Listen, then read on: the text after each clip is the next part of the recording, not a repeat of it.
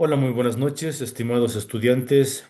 Bienvenidos a nuestro, que es el quinto espacio abierto del aprendizaje para la generación 65.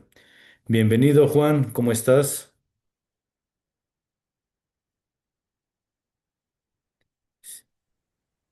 Buenas noches, profesor.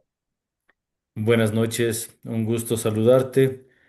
Pues hice un poquito de tiempo para ver si alguien más nos acompañaba, pero ya debemos de comenzar. Esperemos que ingrese por ahí alguien más en lo que seguimos avanzando. Bueno, pues ya, semana número 3. Ahora sí superamos ya la mitad. Ahora sí toca el turno de cálculo integral. Así es. Semana 3 está dedicado al cálculo integral y su aplicación en los fenómenos naturales y los procesos sociales. Bueno, antes de continuar, Juan, ¿tienes alguna duda? ¿Algo en lo que te pueda ayudar? No, profesor, hasta el momento todo muy bien. Estoy atento a...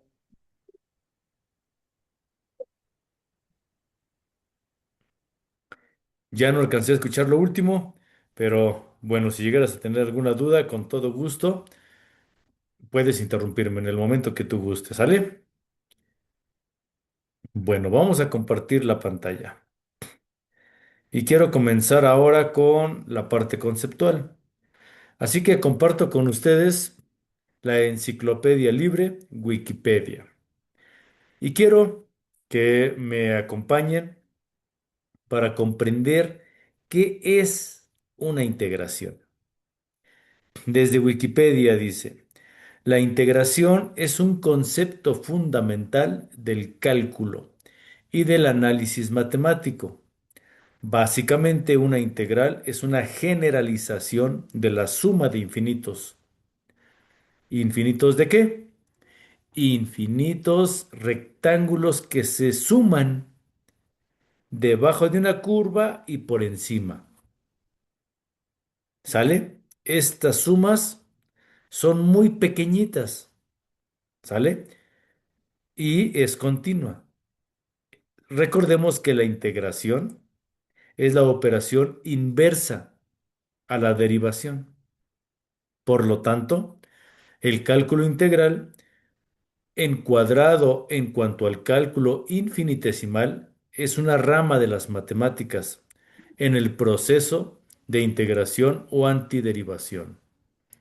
Es muy común en la ingeniería y en la ciencia. Se utiliza principalmente para el cálculo de áreas y volúmenes también. Es decir, nos ayuda a calcular áreas, superficies o regiones, pero inclusive también trabaja en tres dimensiones, con un largo, un ancho y también una profundidad o un área. Una de sus aplicaciones muy comunes es en el área digital, para el diseño gráfico o para el dibujo asistido por computadora. Bien, entró con nosotros Xiaomi. ¿Quién es Xiaomi 23028R?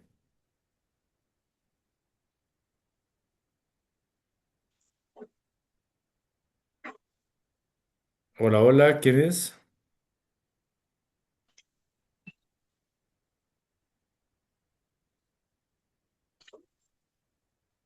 Ujú, ok, bueno, voy a silenciar su micrófono. A lo mejor tiene por ahí algún problema técnico, ¿sale? Y no nos puede escuchar, no se puede comunicar con nosotros. Mm, bien, parece que hay un problemita por ahí con esta cuenta. Bueno, vamos a continuar, ¿sale? Dice. Le estaba yo platicando de que uno de los usos principales del cálculo es en el diseño, para el dibujo asistido por computadora. Ahí, por ejemplo, tú puedes dibujar una letra C en dos dimensiones, pero en tres dimensiones tú le das volumen. Entonces hay una herramienta en el diseño gráfico en el que tú tomas la C y lo giras 360 grados, se le conoce como un movimiento en revolución.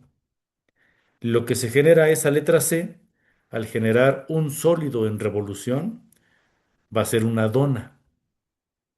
Si tú la letra C la dejas abierta, se va a generar un plato. Si tú la cierras, se genera una dona. Si tú la cierras completamente, entonces tenemos una especie de dona completa o lo que se le llama una dona hermética, ¿vale? Y así cualquier cosa. Esto principalmente es una utilidad en tres dimensiones y para el diseño digital en 3D, ¿vale? Bien, un poco de historia. Lo usaron por primera vez los científicos René Descartes, por ahí del 1800. Recordarán ustedes, René Descartes, médico, matemático, astrónomo, prácticamente los grandes científicos de la antigüedad, ¿no? Verdaderos hombres de ciencia. René Descartes escribió un libro, bueno, una enciclopedia, que le llamó El Método.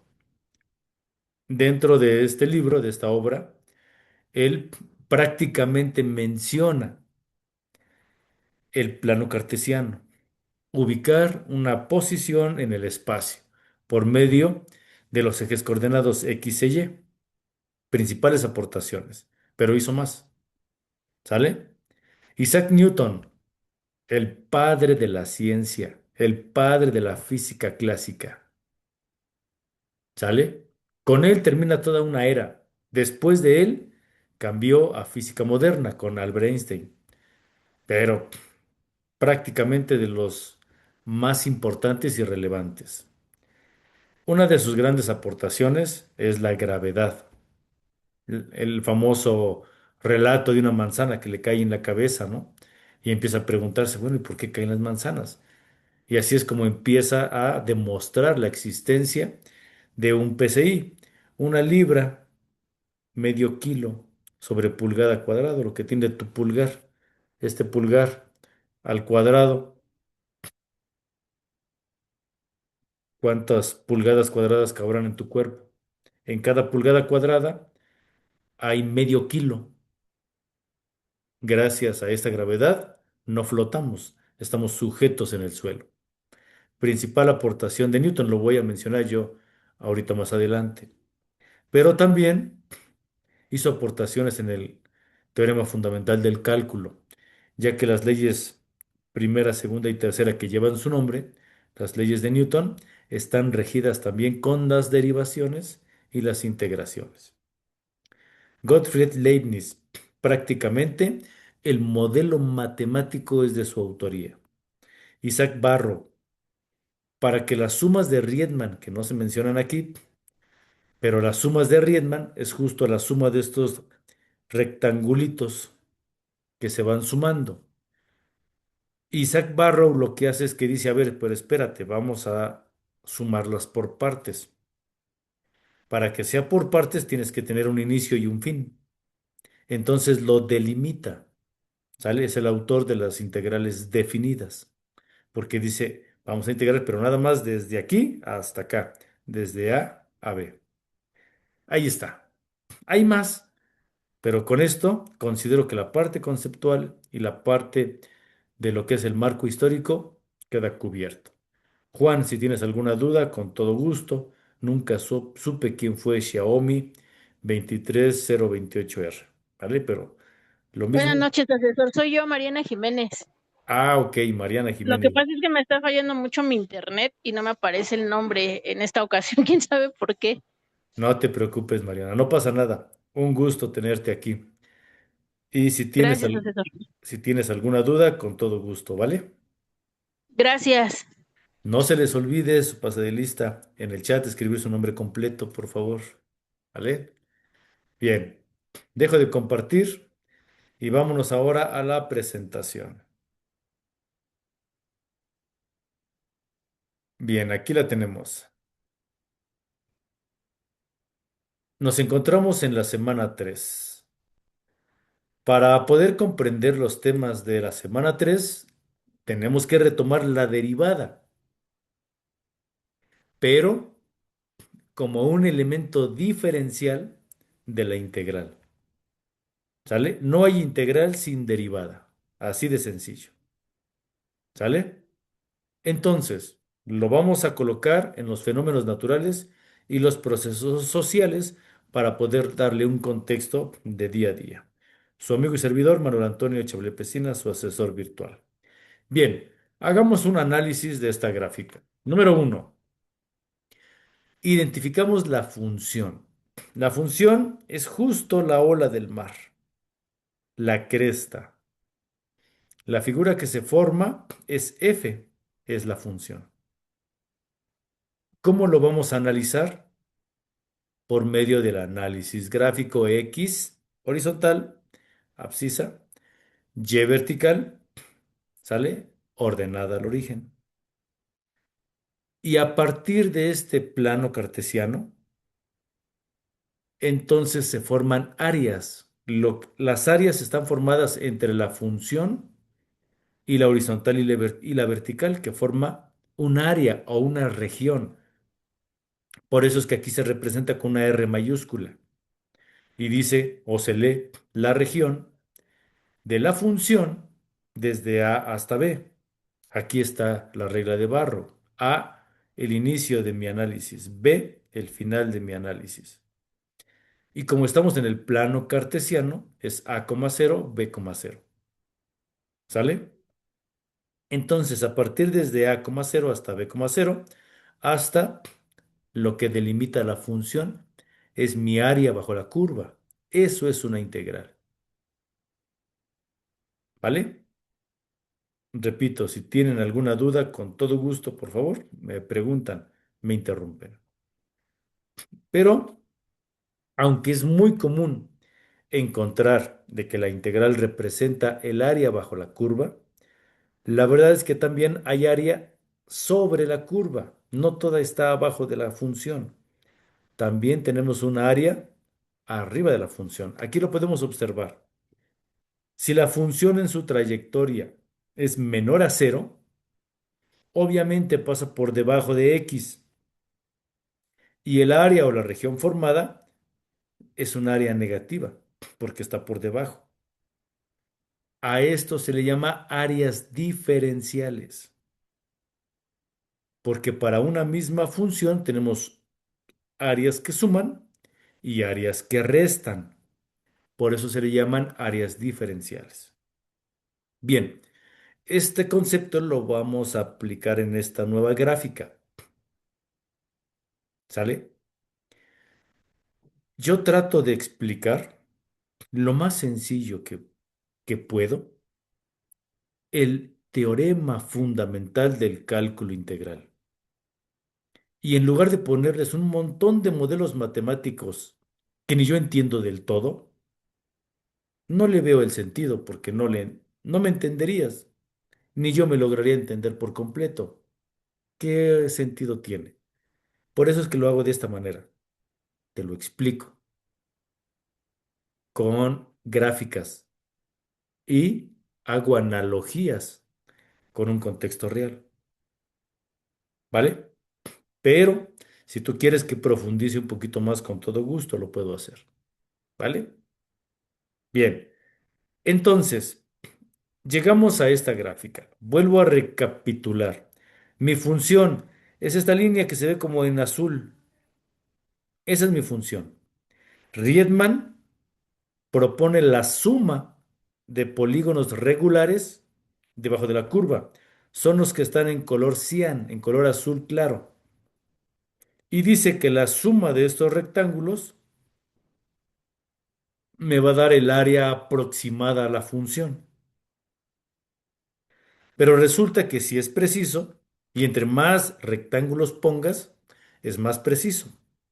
Pero no es exacto, porque siempre me va a faltar ese triangulito entre un rectángulo y otro. Y aunque Isaac Barro aportó el delimitarlos, que estuvo bien, y aportó también Leibniz el algoritmo de un límite que ya vimos. El límite determina dónde inicia, dónde termina y una aproximación en la recta. Gracias a eso, las sumas de Riemann son la parte fundamental del cálculo integral. Pero no era exacto, siempre le faltaban. Entonces ahí viene la aportación de Isaac Newton y dice, a ver, ¿por qué tanto conflicto? Si no llegan, deja un rectángulo antes y pone un rectángulo que se pase. El otro queda rabón, el otro se va a pasar. Uno queda rabón y el otro se va a pasar. Y a eso se le llamaron áreas diferenciales y son las que están en color rojo. La aportación de Isaac Newton es eso. Y entonces por fin lograron dar el paso con la aportación de Newton. ¿Y por qué es tan fundamental? Porque Newton, recordarán ustedes, su primera ley habla de la inercia, de un cuerpo en reposo, que cuando una fuerza exterior rompe con el estado inercial, lo empuja. Entonces la fuerza aplicada en ese objeto en reposo se va a desplazar una distancia por unidad de tiempo, ¿sí o no? Entonces este desplazamiento por unidad de tiempo es velocidad. Y estamos en la segunda ley de Newton. Fuerza es igual a masa por aceleración. A ver, profe, pero si nos estaba explicando la velocidad, ¿por qué ya se fue a la aceleración? Ah, porque este modelo a él le sirvió para comprender la unidad de la gravedad. Él se dio cuenta que cuando el objeto rompe el estado inercial, se desplaza una distancia por unidad de tiempo y metros sobre segundo es velocidad. Pero la manzana que le pegó en la cabeza no fue velocidad. ¿Por qué? Porque al ir cayendo se va incrementando la velocidad. Entonces, él sabía que era algo más de la velocidad, pero no sabía qué. Gracias a este modelo, dijo, eso es aceleración, porque es la velocidad, pero al cuadrado. Una manera en la que yo les explico a mis estudiantes en física, cuando vemos dinámica y cinemática, es que la aceleración es una sobrevelocidad. Les digo a ellos, cuando tú tienes tu vehículo prendido, pero en neutral, estás en un estado de inercia. Al tener el motor encendido, estás generando una energía potencial, pero estática. Cuando tú pones primera y aceleras, en ese momento rompes el estado inercial y tu fuerza que tú tenías como un resorte cuando lo aplastas, que es una energía que está ahí y en cuanto lo sueltas se libera, así la fuerza del motor, energía potencial. Lo aplicas, rompes el estado inercial y avanzas 20 kilómetros por hora, una distancia por unidad de tiempo, velocidad. Pero antes de detenerte, dices, no, 20 kilómetros por hora es muy despacio, quiero ir más a prisa. Entonces, antes de llegar al reposo, mete segunda y vuelves a acelerar. Hasta decimos de manera coloquial acelerar. Pero hay que comprender el fenómeno. Es una sobrevelocidad. Cuando la velocidad no llega al reposo, entonces se le llama aceleración. Y entonces comprendió Newton que era una segunda derivada. ¿Cómo lo demostraba? Aquí, con este gráfico, estas áreas diferenciales dibujan el modelo de lo que sucedió antes. Por eso es que también le llaman al teorema fundamental del cálculo integral un procedimiento de antiderivación, porque es una derivada pero al revés. Es como estaba antes de que fuera derivada. Espero me haya sabido explicar. Ahora, veamos qué aportación tuvo Barrow, Isaac Barrow. Tengo mi función, aquí está dibujada en color azul f de x, mi plano cartesiano.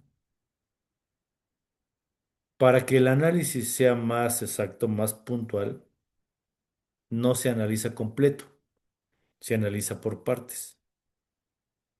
¿Dónde inicia? A, inicia en A. ¿Dónde termina A? Termina en B. ¿Y qué pasa si yo no quiero analizar hasta B? Sí que inicia en A, pero que termina un punto antes de B. A ese punto antes se le llama X. Entonces vamos desde A hasta X antes de B. ¿Sale? A estos límites del área o de la región contenida desde A hasta X como punto intermedio, a este procedimiento se le llama integral definida. Y lo que estoy haciendo es buscar dónde estaba el automóvil antes de que yo lo acelerara. Ah, entonces me regreso en antiderivación un procedimiento. Y si nada más aplico la derivada desde la aceleración, me regreso un paso. ¿Qué es lo que voy a obtener como resultado? La velocidad. Pero resulta que lo que yo buscaba no era la velocidad que yo tenía antes de acelerar. Buscaba la posición original donde el coche comenzó su desplazamiento. Ah, entonces tú buscas su estado inicial, donde estaba en reposo, donde estaba estático. Aquí en matemáticas a esa posición le vamos a llamar primitiva. Tu función primitiva determina tu primera derivada. Si tú estabas en la aceleración y te piden su posición, o también llamada su primitiva, tendrás que integrar dos veces, una para llegar a la velocidad y después volver a integrar para llegar a la posición original. ¿Vale? ¿Me supe explicar? Si no, háganmelo saber. Esta es una primitiva de f cuando f es función, es decir, también se puede escribir como a' de x, es lo mismo que f de x. No existe función de integral sin derivación. No puedes integrar nada que no se haya derivado antes. No se puede. Si te piden integrar la primitiva o integrar la posición original, es una incongruencia matemática. ¿Por qué? Porque antes de tu posición original, pues no había nada. No hay nada. Yo le digo a mis estudiantes, tú no puedes dar un paso atrás si no diste un paso adelante. Primero tienes que dar pasos al frente para después regresarte y llegar a tu origen. Pero si estás en el origen, pues no hay nada más atrás, no hay nada. Por eso es que a partir de aquí, estudiar cálculo integral siempre se hace con curvas, siempre se hace con funciones exponenciales. ¿Vale? No se te olvide. ¿Por qué? Porque no puedes integrar una línea recta. No, sí se puede, porque si tú integras la línea recta te da una posición, te da un punto. Lo que no puedes hacer es integrar el punto. Ese sí no. ¿Vale? Abusados con eso. Bien. Entonces aquí viene la aportación de Leibniz con sus límites. Y resulta que estos límites se pueden calcular desde el principio hasta el final, del principio a un punto intermedio llamado X, pero resulta que también tú lo puedes determinar desde el punto intermedio X hasta otro punto antes de llegar al final. Y se le llama X incremento de H. ¿Qué es H? El incremento desde X hasta donde tú quieras. Se le llama X incremento X más H. Y esto solamente lo puedes medir, lo puedes determinar con un límite. Cuando H se aproxima a cero. ¿Sale? ¿Y por qué a cero? Pues porque se está aproximando a un dato que no conoces. Se puede aproximar al origen, que es cero, o se puede aproximar al final, que sería uno, en el entendido de que cero es A y uno es B. Pero aquí hay algo importante. Hablamos de que la antiderivación es un procedimiento para la integración. pero la antiderivación no es integración. ¿Por qué? Porque aquí juega un papel importante la familia de integrales. Vamos a entenderlo ahora ya con números, porque ya me aburrió la teoría. No sé ustedes. Se pide encontrar la f, cuya derivada es f' de x. Te lo digo con otras palabras. ¿Cómo estaba la función antes de que fuera derivada? Por favor, Mariana, por favor, Juan, abran su micrófono y díganme. ¿Cómo estaba esta función antes de que fuera derivada? Es decir, tu resultado de la derivada es 3x cuadrada. Tu resultado. ¿Cómo era entonces la expresión antes de que fuera derivada? A ver, los escucho. F de X prima Sin la prima, porque nos vamos hacia atrás. Solo f sin la prima. A ver. F de X igual a 3 cuadrada. 3 cuadrada. ¿Por qué no puede ser 3 cuadrada? Porque 3 al cuadrado es una constante. No hay álgebra. Ahí Y es igual a cero, ¿no? exactamente. Entonces, ¿cómo estuvo antes de que llegara a 3x al cuadrado?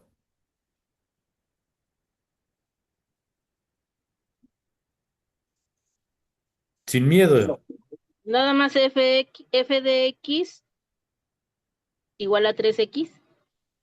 Si tú derivas 3x,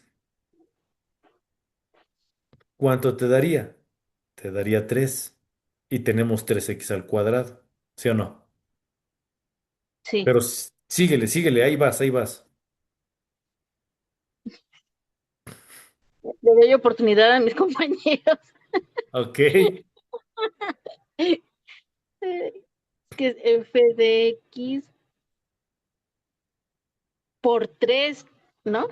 Por, por 3X. Te ayudo, Mariana, porque te estás esforzando. Y eso te lo agradezco. El que no se equivoca no aprende. Así que, bien, ahí está, ahí está. A este procedimiento se le llama antiderivación. Fíjate bien, la primitiva de 3x al cuadrado, es decir, con respecto a su diferencial d de x, pues es x cúbica. Vamos a checarlo. Derivamos x cúbica. 3 baja a multiplicar a 1, 3 por 1, 3x. Y al 3 le restamos 1, 3x cuadrada. Ahí está, ahí está. A partir de aquí, quiero que tome nota. El proceso sencillo de antiderivación es el siguiente que voy a mencionar. Anótalo. Al exponente de tu función, previamente derivado, claro. Recuerda, no hay integración sin derivación. Si ya constataste que fue derivado, entonces puedes integrar. El proceso de integración es el siguiente. Al exponente le vas a sumar uno y al resultado de esa suma lo vas a colocar abajo como denominador. Repito, al exponente le sumas uno y al valor del exponente ya sumado lo pones abajo de la expresión como denominador. Ese es el procedimiento de antiderivación. Vamos a aplicarlo. Yo tengo 3x al cuadrado. A ese cuadrado le sumas uno, te da 3. Ahora ese 3 lo pones abajo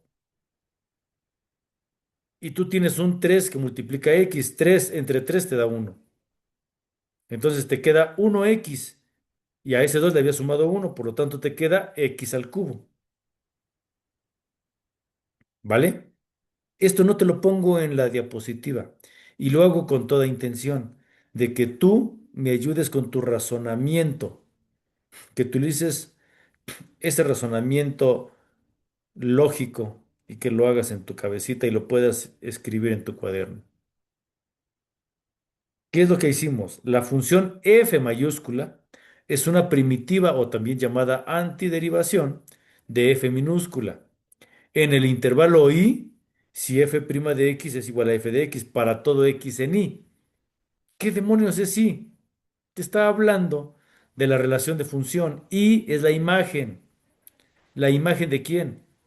Del dominio. Dominio, las variables en X. Y de imagen es lo que depende de X, f de X, que es Y.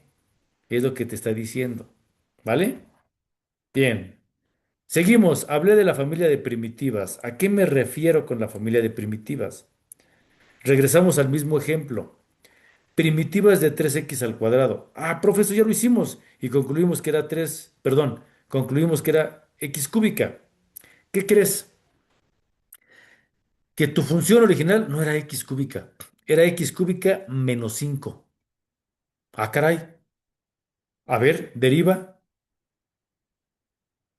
Vamos a comprobarlo.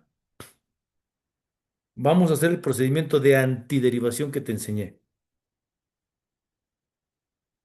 Pero primero derivamos. Primero derivamos para comprobar. Si yo derivo x cúbica menos 5, a ver, 3 por una, 3. X cúbica y a ese cubo le quito uno, te queda cuadrado. Por lo tanto, te queda 3x al cuadrado. Ahora derivas menos 5 como es una constante de cero. Te vuelve a quedar x cúbica. Y si no fuera menos 5 que fuera más 97 o lo que sea, siempre que haya una constante, te va a dar 3x al cuadrado.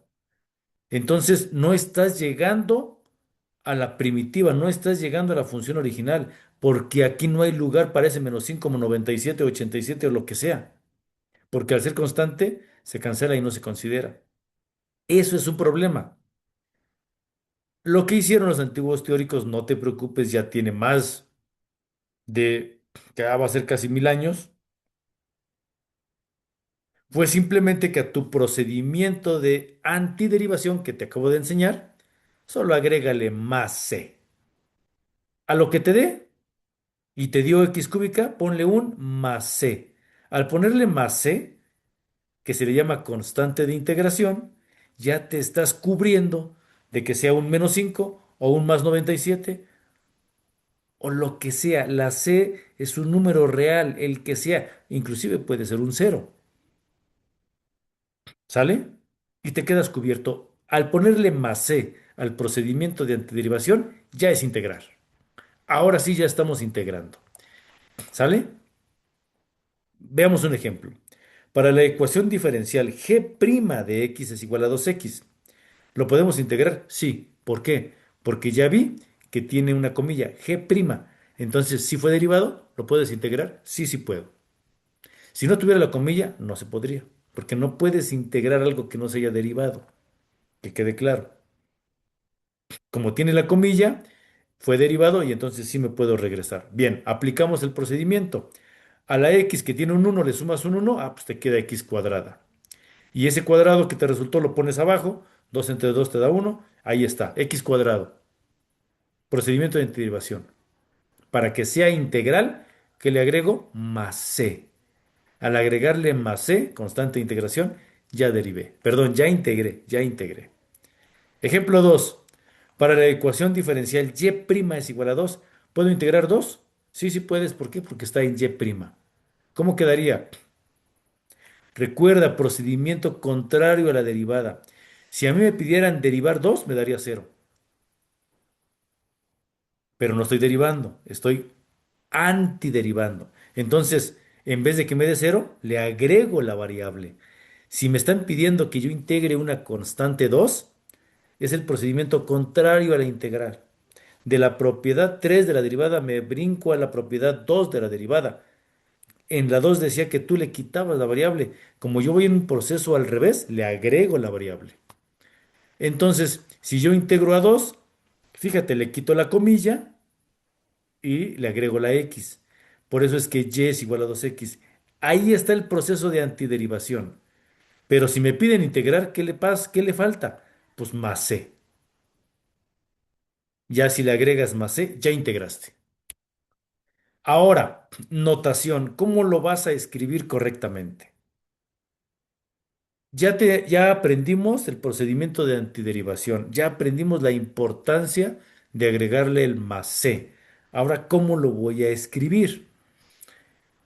La forma en que se escribe se le llama notación.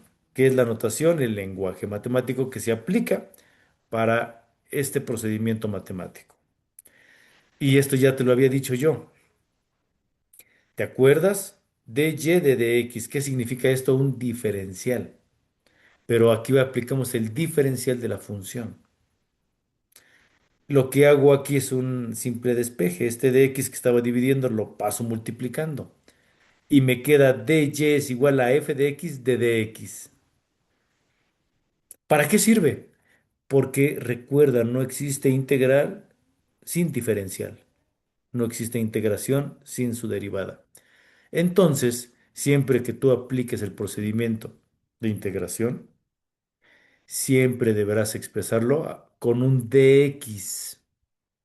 Esto garantiza que tú integraste a partir de una derivada, porque ese dx es el diferencial.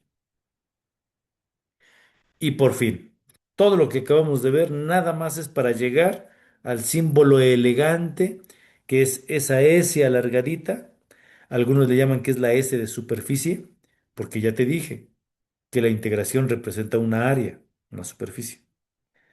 Como sea, a este símbolo alargadito se le llama integrando, ¿vale?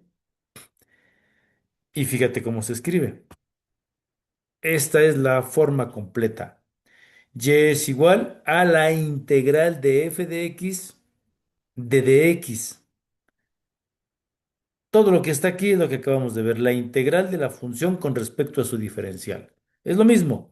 Repito, la integral de la función con respecto a su diferencial. El integrando y la variable de integración. Cuando tú integras, ¿qué obtienes? Esto es igual a f mayúscula, que es tu primitiva. F mayúscula de x, tu función original, más c, más la constante de integración. Y a esta se le llama integral indefinida. Y ya acabamos. Vamos a ver integración indefinida, que justo ahorita estamos terminando. Vamos a ver la regla de Barrow, que es la integral definida, que es la misma, pero tiene abajo una A y arriba una B. Puedes encontrarla como abajo una I y arriba una F, inicial final. Puedes encontrarla como un 1 abajo y un 2 arriba. Simplemente le pones un parámetro donde inicia y donde termina. Pero aquí terminamos la indefinida. ¿Vale? Entonces la integral indefinida es la pura expresión que aquí está y se lee la integral indefinida de f con respecto a x. A mí me gusta llamarle la integral de la función con respecto a su diferencial, pero es lo mismo. ¿Sale? Bien, recuerda a manera de resumen, de conclusión, el proceso de integración es similar a la derivación, pero vamos al revés, se le llama antiderivación. Es decir, tu Asesor, una integral. pregunta. Adelante, En la Mariana. diapositiva, en la diapositiva anterior ya no tiene la C, ya no No, la lleva ahí la C. porque esta es la expresión. Me voy a regresar otra. Ahí está. Ahí sí, ajá. Porque en la C es el resultado. Lo que te estoy poniendo aquí es la pura expresión de la integral indefinida. Cuando tú resuelves esta integral indefinida, entonces en tu resultado le agregas más C, pero en el resultado, no en la expresión. Ok. Muchas gracias, asesor. ¿Sale? Bien. Entonces recuerda. Para la integral es un proceso al revés de la derivación, se le llama antiderivación, pero en tu resultado, le agregas más c. ¿Sale? Bien, lo que vimos el día de hoy no fue sacado ahora de un elemento digital, de una cibergrafía. Ahora sí me basé